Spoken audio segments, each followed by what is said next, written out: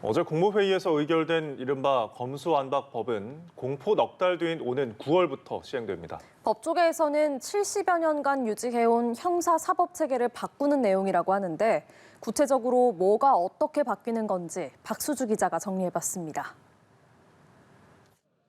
개정 검찰청법과 형사소송법, 일명 검수완박 법률의 주된 내용은 검찰의 직접 수사와 보완 수사 범위 제한입니다.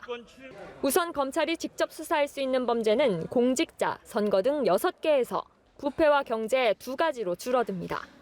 뇌물과 알선수재, 정치자금 부정수수와 5억 원 이상의 사기와 횡령 배임, 금융증권범죄 같은 것들입니다. 선거범죄는 다음 달 치르는 지방선거의 공소시효가 끝나는 올해까지만 직접 수사를 개시할 수 있습니다. 다만 대장동 개발 특혜 의혹과 산업부 블랙리스트 의혹 등 검찰이 수사하던 기존 사건들은 계속 맡게 됩니다. 검찰이 수사 중인 사건은 경찰이 승계한다는 내용의 부칙이 본회의 통과 과정에서 빠졌기 때문입니다. 보완 수사도 달라집니다.